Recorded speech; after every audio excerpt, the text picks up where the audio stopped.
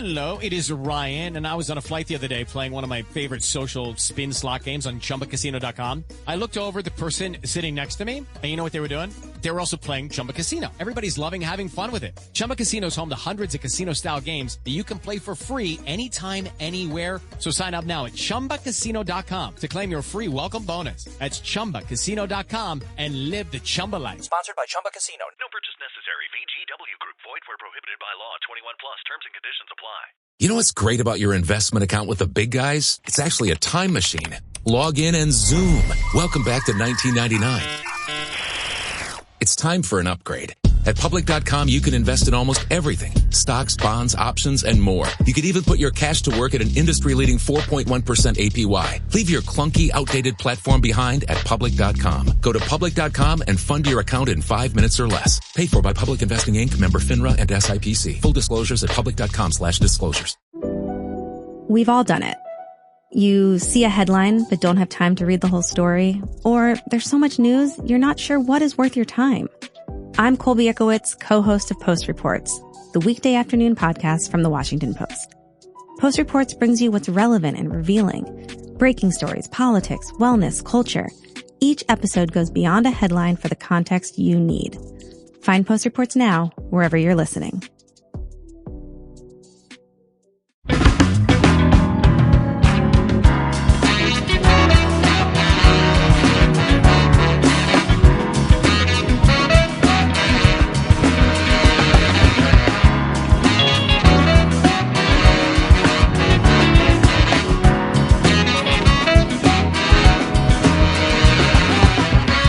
It's Friday. Thank goodness. I didn't know if we were going to make it. I really didn't know if we are going to make it all the way to Friday. KFI AM 640. It's Later with Mo Kelly. We're live everywhere in the iHeartRadio app and YouTube and Facebook at Mr. Mo Kelly. And we've been waiting for the better part of, 2 weeks at this point. I would say 2 weeks. Yeah, 2 weeks.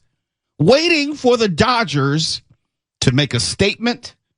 Some were waiting for the organization to make a stand, to send a message, to show support specifically for the Latino community. Estimated 40% of Dodger fans. 40%. I've been a Dodgers fan my whole life, as long as I can remember. And I was perplexed that there wasn't some sort of definitive statement of support for the community or some definitive stance on this moment. And up until early part of today, we had neither. Then this came down the wire, and I thought I read it wrong. I thought it was like $10 million. Nope, 1/10 of that. The Dodgers have pledged $1 million to support immigrant communities, and not a lot of specifics. Quote, in partnership with the city of Los Angeles, the Los Angeles Dodgers have committed $1 million toward direct financial assistance for families of immigrants impacted by recent events in the region. Close quote. Can you get more vague? Can you avoid saying ICE? Can you do more? I mean, it's almost like they don't even want to put it near a refrigerator. So you don't want, think about ICE. You don't want to even mislead anyone to thinking that the Dodgers care about ICE. They have no cups of any drink of anything on any stadium there or post that they're doing. After all these weeks. Yes, I didn't mean to step on your yeah, it's all good. After all these weeks, this was the worst, best idea that someone in the marketing department came up with. And I have a sneaking suspicion that it probably was like 500,000. And then they said, no. It's got to be at least $1 million. You just make them mad. Yeah, damn right. You're going to make them mad. You're going to make them mad with $1 million because the Dodgers, and thank you, Twala, for pointing this out to me before the show. The Dodgers were sold in 2012 for a price of $2.15 billion. And yes, there's a Lakers tie-in because the group which purchased the Dodgers in 2012, Mark Walter, Guggenheim Group, is the same group which just bought the Lakers for $10 billion. Now, I'm not really good at math, but if you could afford the Dodgers in 2012, $2.15 billion, and you can afford some sort of magical deal with the Lakers for $10 billion in a 12, 13-year period, I'm guessing the petty cash fund has more than $1 million in it. Has to. I'm guessing the crisis PR department has money set aside for moments just like these. And after 2+ weeks, $1 million to no one in particular was the idea that the Brain Trust came up with. I don't know how the $1 million is going to be doled out. I don't know in what way or to whom it's going to be given. I have no specifics. I just know, and I'm not even Latino. I got Spanish people, family members, but I'm not Latino. I was mad. I was hella mad. I saw that. I was heated. I looked at that and I said, no, the blank you didn't. This was your best foot forward? That's not even like a weekly operating cost. Hell, that may be what it costs to open up the park on an average game night. I would have rather, me personally, this is just me. I'm not speaking for TWAL. I'm not speaking for the Latino community. I personally would have rathered a strongly worded letter that was very clear in its stance than $1 million, which says to me, we don't think anything of you, Latino community, or your support. I looked at it as a cheap ass bribe. And it wasn't even one which someone should take any pride in. It wasn't like the only type of comparison I can make is the late Kobe Bryant. We had that issue, cheated on his wife, had the sexual assault case. He bought his wife after the fact a $4 million ring. It's almost like, it feels like the Dodgers know, yeah, we know we're wrong, but we're going to give you this in return. That's not even $4 million. I know. I know. It's almost like they're treating the Latino community like a cheap ass date. After all the time that the community, to continue the metaphor, has dated and been faithful to the Dodgers organization, the one time, in effect, they're asking, hey, can you show us some respect? Hey, can you tell the world how much you care about us? Hey, can you demonstrate to everyone that we're your boo? Okay? This is just a one time. And they couldn't do it. They couldn't do it. In fact, they gave him like a little candy ring out of the vending machine and said, here you go. I get it. The Dodgers organization does not want to in any way offend the Trump administration, because this is what it comes down to. It goes back to visiting the White House. It goes back to making no public statement about anything that they may disagree with previously or presently with the Trump administration. This is all about business. And today, they cut a check to nobody in particular. No, excuse me. They announced a check to nobody in particular. And that is supposed to make anyone feel better, feel more comfortable or confident that the Dodgers believe in the Latino community or has the Latino community's back. I was offended. I cannot speak for anyone else, but I was actively and actually mad when I saw that was supposedly the best foot forward of an organization that I love dearly. After all these days, and I assume all these meetings, strategizing, PR crisis meetings, this was the best foot forward, ? You know what's interesting too when you think about it? This growing Latino community coalition of activists, organizers, and individuals who are looking to potentially boycott Los Dodgers and really make a stance because they felt disrespected because the Dodgers would not publicly speak out against what was happening to their faithful fans. That's what they were asking for. They were asking for, hey, Dodgers, our beloved team, we're showing up to ICE protests wearing Dodger hats. Yep. We want you to let the world know you've got our back. Not once did I hear anyone from any of those organizations say, Dodgers, we need your financial support. No one has asked for that. They weren't that wasn't even a question. That wasn't even on the table. They said, show us some love. Let me go back to the statement and look how carefully, intentionally, and purposefully this statement is written to not offend the federal government and in no way cast aspersion on the Trump administration and not in any way mention reality. We don't know if this is after a hurricane, an earthquake, a school fight. We don't know what this is in reference to. Listen, it says, quote, "What's happening in Los Angeles has reverberated among thousands upon thousands of people." What the hell does that mean? And we have heard the calls for us to take a leading role on behalf of those affected. What the hell are you talking about? You can't even say the word. You can't even look, call a thing a thing. ICE raids. I mean, are they talking about the wildfires? What are you talking about right now? I don't know. They probably gave more for the wildfires. I'm being serious. Yeah. Nobody asked for your money. They asked for your support.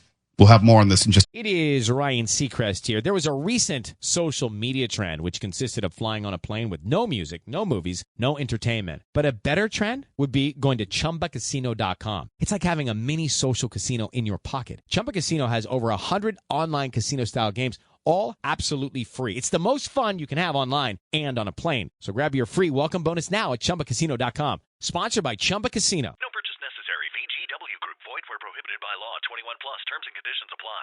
You know what's great about your investment account with the big guys? It's actually a time machine. Log in and zoom. Welcome back to 1999. It's time for an upgrade. At Public.com, you can invest in almost everything. Stocks, bonds, options, and more. You could even put your cash to work at an industry-leading 4.1% APY. Leave your clunky, outdated platform behind at Public.com. Go to Public.com and fund your account in 5 minutes or less. Paid for by Public Investing Inc., member FINRA and SIPC. Full disclosures at Public.com/disclosures. We've all done it. You see a headline but don't have time to read the whole story, or there's so much news you're not sure what is worth your time. I'm Colby Ickowitz, co-host of Post Reports, the weekday afternoon podcast from The Washington Post. Post Reports brings you what's relevant and revealing. Breaking stories, politics, wellness, culture. Each episode goes beyond a headline for the context you need. Find Post Reports now, wherever you're listening.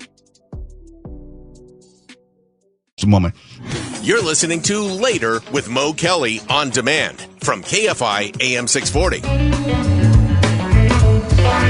KFI AM 640 is Later with Mo Kelly. We're live on YouTube, Instagram, Facebook, the iHeartRadio app. We're live on your mama's TV. We're live on your sister's radio. We're live on Mark's, iPod. We're live everywhere. Before the break, we were talking about the Dodgers. Let me be serious again. Let me put on my serious face.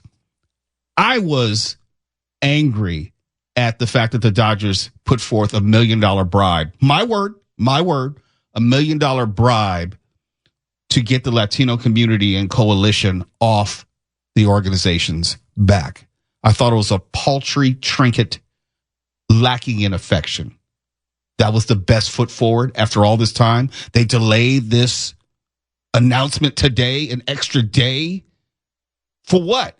Because you didn't give us a lot of information. You didn't tell us where the $1 million was going specifically or to whom. You still could have announced it yesterday. Don't tell me you were, like Tuala was saying, like, I guess you were scrounging around in the couch trying to find pennies and nickels, spare change, lost change that fell out of our pockets when we're sitting on the couch, because not that $1 million is a small amount of money, but it's a small amount of money for a franchise which is valued at $2.15 billion. We're talking about proportionality here. $1 million, I could see them giving to hurricane relief, earthquake relief, fire relief. That's like a standard boilerplate amount. But this is about the past 40 plus years dating back to Fernando Mania. I'm sure that the Latino community has spent more than $1 million on Dodger tickets, Dodgers jerseys, Dodgers paraphernalia just this season. Now, I don't have the data to back it up, but I know that we're some 60, 70 games into the season. And since 40% of the fan base, Latino, I'm quite sure I'm right on that one. But if you've been paying attention or listening to the show, there have been individuals who've spoken out. There's Kike Hernandez, who's from Puerto Rico. He spoke out, and he talked about his solidarity with Southern California and the fans, the Latino community. If you know Dodger baseball, I should not have to tell you about the resume of Jaime Jarrín and his broadcast legacy with the Dodgers organization. This is what he said on his Instagram. When you have individuals of great respect within the organization beating the organization to speak out, that's a bad look. This is what Jaime Jarrín had to say. Quote, as an immigrant who came to this country 70 years ago, I know firsthand the hope, courage, and determination it takes to build a new life in a new land. I have always believed that immigration is not just part of the American story, it is the American story. Los Angeles is my home. This city is my family, and it breaks my heart to see the growing division in our community and across the country. We all deserve to be treated with dignity, respect, and humanity, close quote. I would have much rathered this be the statement coming from the Dodgers. You at least acknowledge the emotional toll that this moment has taken on specifically the Latino community, but not only the Latino community, because if you are an Angelino like me, then you are emotionally invested in everything that happens to the community and to the city. You can't say that this only impacts Latinos.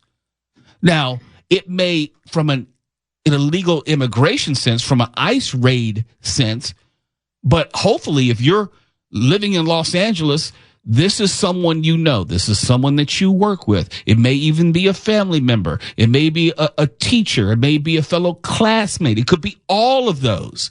So just because it may not impact you personally directly doesn't mean that it does not impact you. I know it impacts me. It's like I said last segment, when I saw the $1 million donation, it's like, can't you do a little bit better if you're just going to bribe the community? Is that your best offer? That was your last best offer? Or did you start at $2 million and you said, well, why don't we just read down to $1 million? $1 million is enough. Or did you start at 500,000 and say, oh, that's not enough. Why don't we bump it up to $1 million? Look, Shohei Ohtani himself donated $1 million to survivors of the recent earthquake in Japan.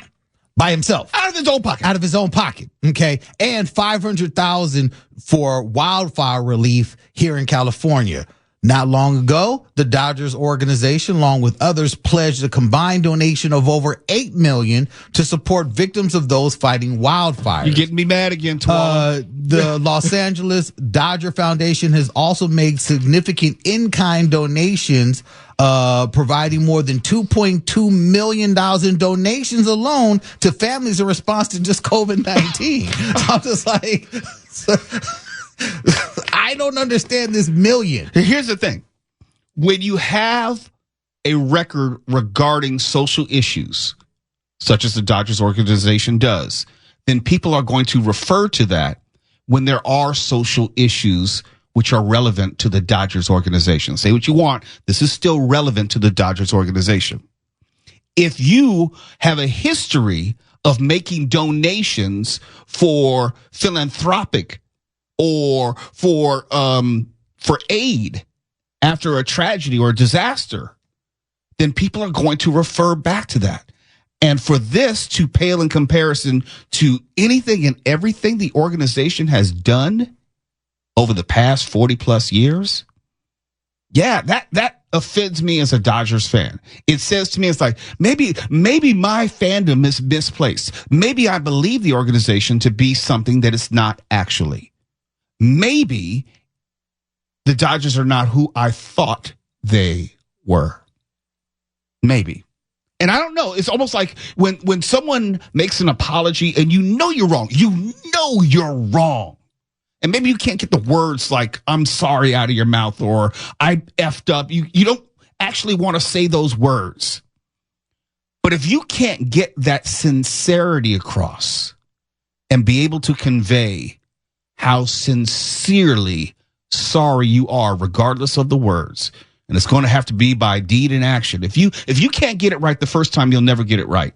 And at this point, I'm not sure the organization will be able to get it right. They had taken all this extra time to get together a statement and some sort of peace offering. Again, my phrase, peace offering in the form of this bribe, my wording.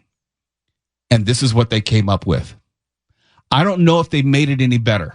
In fact, I'm pretty sure they probably made it worse. You're listening to Later with Mo Kelly on demand from KFI AM 640.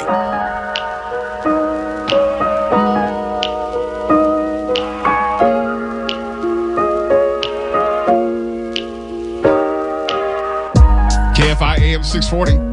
It's Later with Mo Kelly. We're live everywhere on YouTube, Instagram, Facebook, the iHeartRadio app. You get to check out the show as well as join in on the fun, especially YouTube. We have the Motown chat going where the Mo Migos are bantering back and forth about these issues. Right now, they're still talking about the Dodgers. I'll be reading some of your comments as we go along throughout the evening. Right now, I'm going to briefly change directions and talk about the most dangerous college towns, plural, in the U.S., and this is according to Men's Journal. Don't ask me why they're an expert on this, but it's from Men's Journal. And here's the list. I mean, it seemed interesting. The study was released by WasatchDefenseLawyers.com, WASATCH, DefenseLawyers.com.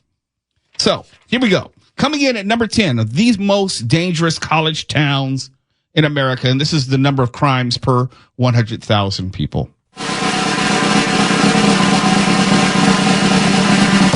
Mark, I would like your input.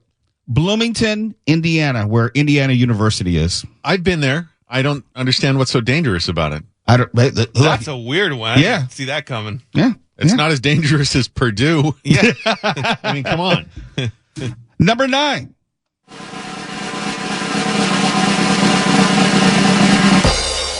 East Lansing. I think that's Michigan State. Yeah. East Lansing, Michigan. That tracks. Is that where they go and lay out in the middle of the street and let cars go by them? Is that where that movie was? No. It was a fictitious college. I don't remember what state it was set in. You're talking about the movie The Program. Yeah. I don't remember where it was set. I think Stephanie's looking it up for us right now. Let me see. The Program. James Caan. Anyone? The Program, 1993 film was university. Well, it was set in Columbia, South Carolina, but I don't know if they say it. The fictitious university was Eastern State University, but it was filmed at Duke in North Carolina. So it was down south. Down south. Okay. Yeah. All right. Coming in at number 8 of the most dangerous college towns, and this is crimes per capita.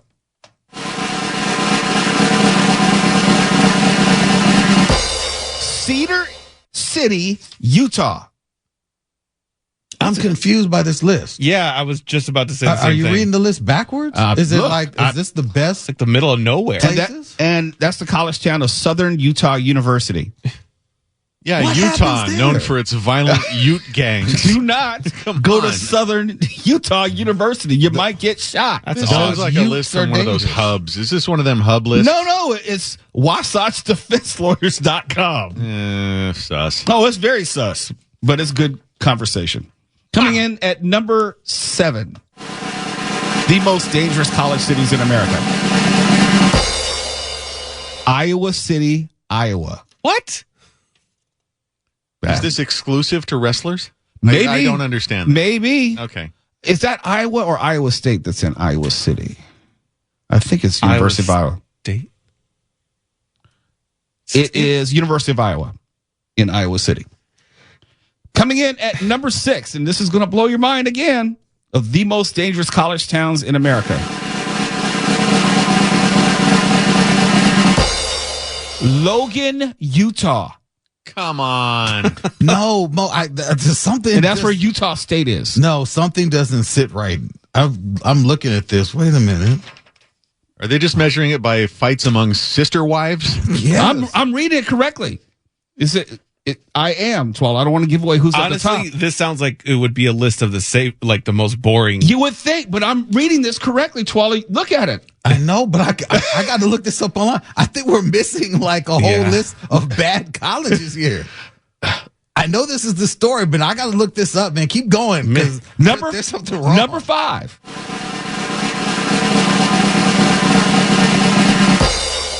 Ithaca, New York. That's where Cornell is.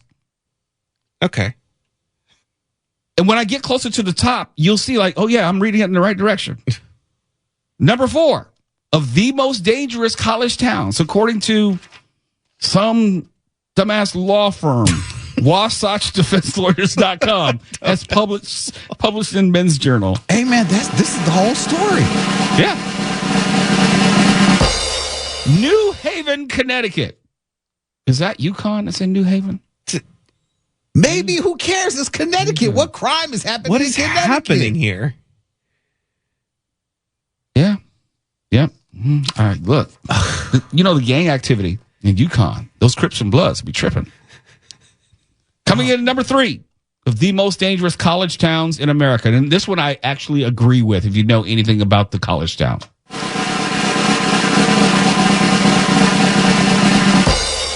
Tempe, Arizona.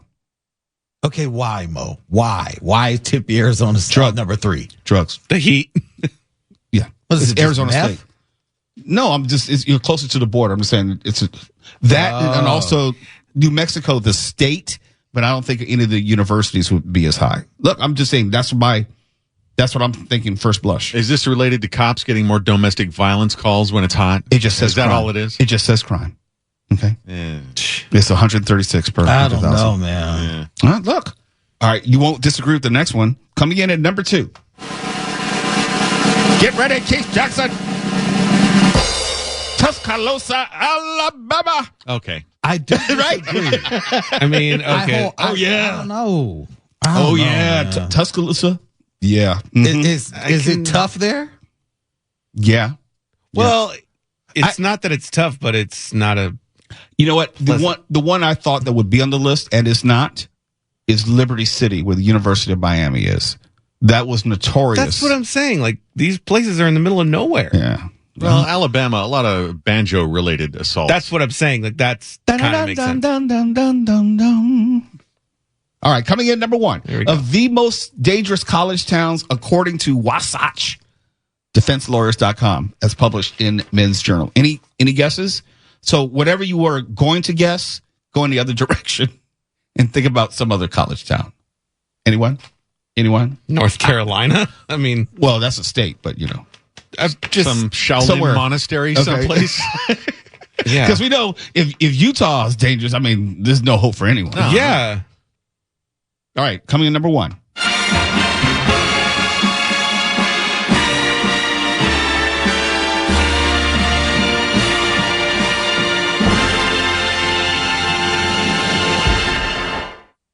Gainesville, Florida.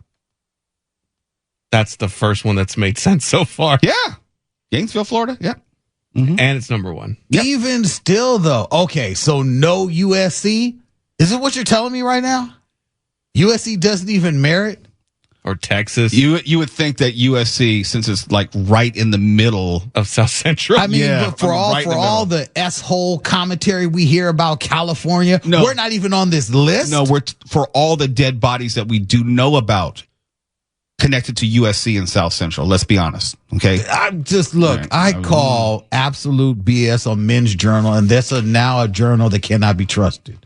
What is all this Utah stuff doing on the list? Like, look, I got Utah's known for hey, nice temple garments, punk. It's according to Men's Journal. Okay. Iowa. Yeah, Utah and Iowa. Don't go there ever. This is a group of men who got together and wrote an article that were bullied in some of these towns. Clearly. There's no way this one. They gave me a wedgie in that town. Put them on the list. Oh, by the way, though, what's the name of the documentary, Mark? I forget the title of it. The Ohio State something or other. Let me say it. I was watching this documentary last night talking about the wrestling, surviving Ohio State. Okay, yeah. Talking about the wrestling controversy of the wrestlers who were being sexually assaulted by the team doctor back in the late 1980s. Actually, the same time I was in college. And it is fantastic. It is horrible what the players are going through, but it also tells you what can go on at these big programs in these college towns, how people get away with stuff. If I were to connect the stories. Yeah, it was, if you see Surviving Ohio State, is it Netflix or Prime? It's HBO Max. Neither. Okay. HBO Max. It's really good. Haven't even finished yet, but it's really, really good. It's upsetting. It's disturbing and it's infuriating. I had all sorts of emotions getting through it, and I have about 20 minutes left to go. I couldn't get through it all in one sitting. It really bothered me. Just going to let you know, going to the Momigos in Motown, the chat, there are a wide variety of feelings regarding the Dodger conversation. Charger 55 says Dodgers should just stay out of this, not their problem. Damned if they do, damned if they don't. I don't think you can stay out of it. You can't say that you love the Latino community and do Mexican American Heritage Night and then act like none of this is going on. And the Dodgers history of Jackie Robinson, of Fernando Valenzuela, you've gone too far down that road to say, well, not my problem. So that's where I would disagree with you, Charger 55. Carl Severson says, not their circus, not their monkeys. Actually, it is their circus.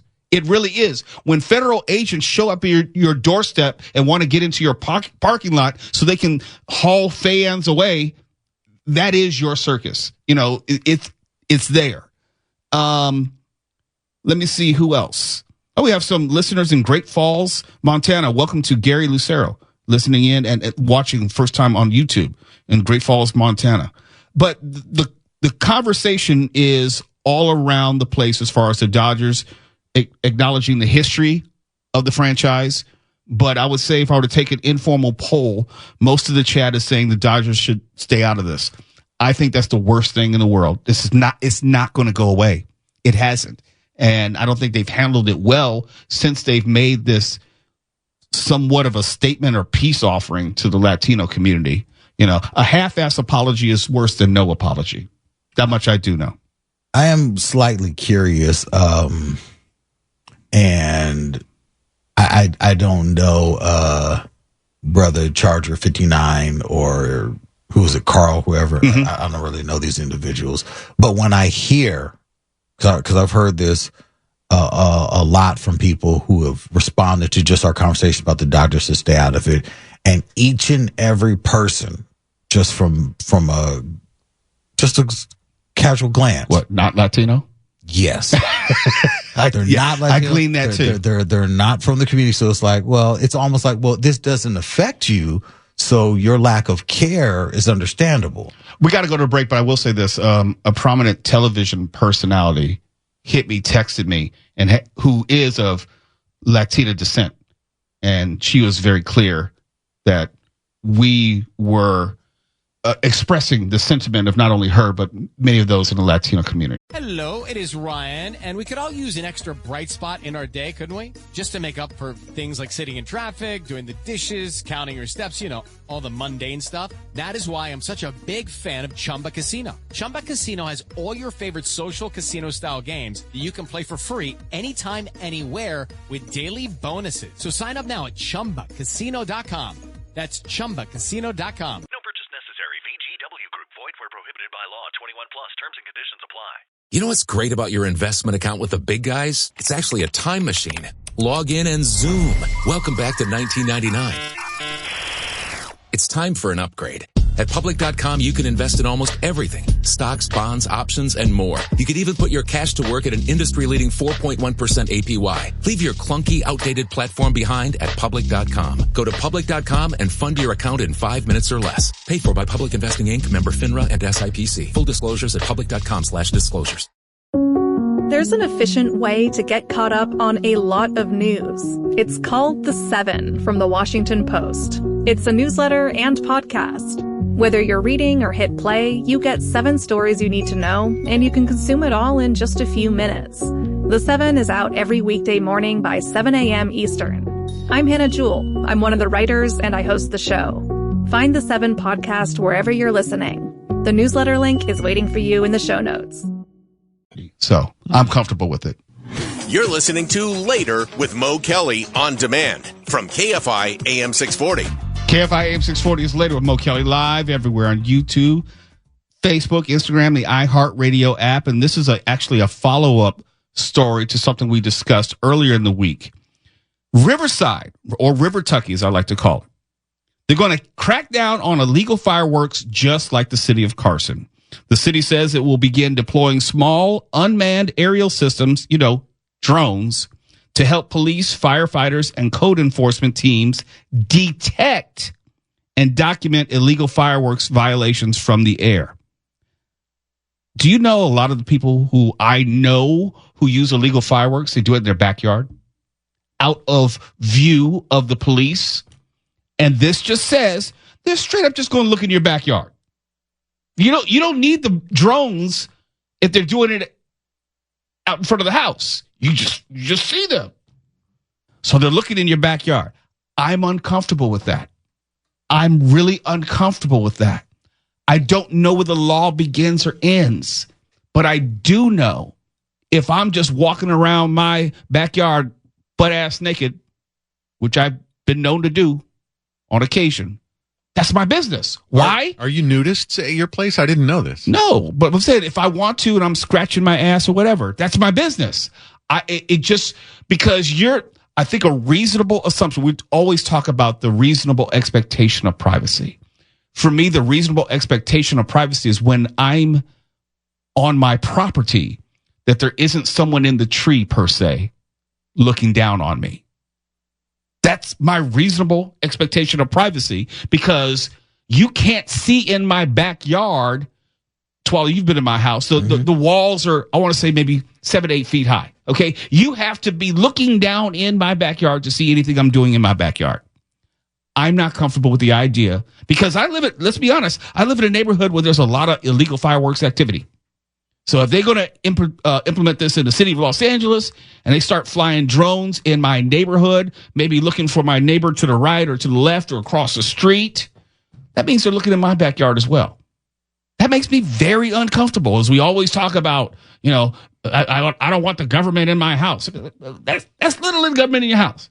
The slippery slope that you're describing is, first, it's looking in neighborhoods to find fireworks. Then we have to make this neighborhood safer. Let's use them to start tracking down street takeovers. And then it's, to make your neighborhood even safer, we're going to fly these drones around so we can see if there's anyone just prowling around, potentially breaking into your house. Next thing you know, it's just drones in the sky above our neighborhoods. Not only that, I think you missed the most obvious one. Looking for illegal immigrants. Oh, who's in your house? Yeah. Okay. I always think about how something can really go wrong. And this is Riverside Mayor Patricia Locke Dawson, who had to say, "We saw firsthand last summer how fireworks can cause catastrophic property damage." No argument from me on that. She goes on, "The risk to lives and property is real, and the consequences for getting caught just aren't worth it." Close quote. I agree with all that. I just don't agree with the method. It really makes me feel uncomfortable. Not because I'm doing something which is illegal. I'm just saying that if there's a line, it is my property line.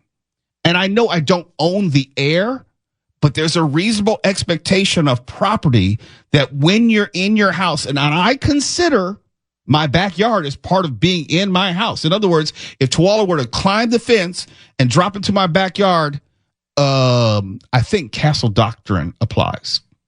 I think if you're in my backyard, I think so. I may be wrong, but I think so.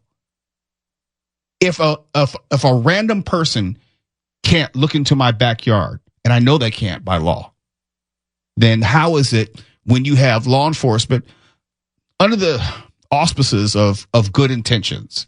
And I'm not saying that there's something untoward or there's some ulterior motive. I'm just saying, to your point, Twala, you may be looking for one thing, but at what cost to the people who are doing nothing? I am not comfortable with the idea of drone surveillance as a general rule. If there is illegal activity that you are witnessing, someone called in that there's illegal fireworks on 4th Avenue and Westmont. Okay, that's a little bit different. I just don't want to see a drone hovering over my house. I don't. I don't. And maybe I'm like Mark Ronner at this point. I'm fighting against the inevitable, when we have our conversations about AI. But I'm not comfortable with this. Not. And no, I I support your right to practice nudism in your backyard anytime you want. I appreciate that. Yeah. Maybe I want to do something with my wife in the backyard. Maybe. It's your God-given right. But then what happens to all the footage? I'm just being serious. Look what happened to the photos of Rihanna after she got her ass beat by Chris Brown. I'm being serious. It ended up on TMZ. Yeah. All right? I think about these things before they go bad, not after they go bad. And the idea of a drone looking in people's backyards for fireworks or whatever else. That's a police state. Next thing, you'll be bringing up that Fourth Amendment that people have spoken of before. Yeah, but people don't read the Constitution. Oh, yeah. They stop reading after the Second Amendment. Let's be honest. Okay. Most people don't know 5 amendments. They probably know the First Amendment, the Second Amendment, the Fifth Amendment. That's about it. That's all. By and large, that's what people know. Yeah, just so focus. When you start talking about the Fourth Amendment and, search and seizure, depriving people of life, liberty, pursuit of happiness, all that property, they don't know anything about that. Focus on the deuce. KFI AM 640, we're live everywhere now. iHeartRadio app. KFI and KOST HD2, Los Angeles, Orange County. More stimulating talk. Step into the world of power, loyalty, and luck. I'm gonna make him an offer he can't refuse. With family, cannolis, and spins mean everything. Now, you wanna get mixed up in the family business. Introducing The Godfather at ChumbaCasino.com. Test your luck in the shadowy world of The Godfather slot. Someday, I will call upon you to do a service for me. Play The Godfather now at ChumbaCasino.com. Welcome to the family. No purchase necessary. VGW Group. Void where prohibited by law. 21 plus. Terms and conditions apply. And here we have a specimen from the early 2000s, a legacy investing platform. Please don't touch the exhibit, folks. It could crash. Ready to step out of the financial history museum? At Public.com, you can invest in almost everything. Stocks, bonds, options, and more. You could even put your cash to work at an industry-leading 4.1% APY. Leave your clunky, outdated platform behind. Go to Public.com and fund your account in 5 minutes or less. Paid for by Public Investing Inc., member FINRA and SIPC. Full disclosures at Public.com/disclosures. We've all done it. You see a headline but don't have time to read the whole story, or there's so much news you're not sure what is worth your time. I'm Colby Ekowitz, co-host of Post Reports, the weekday afternoon podcast from The Washington Post. Post Reports brings you what's relevant and revealing. Breaking stories, politics, wellness, culture. Each episode goes beyond a headline for the context you need. Find Post Reports now, wherever you're listening.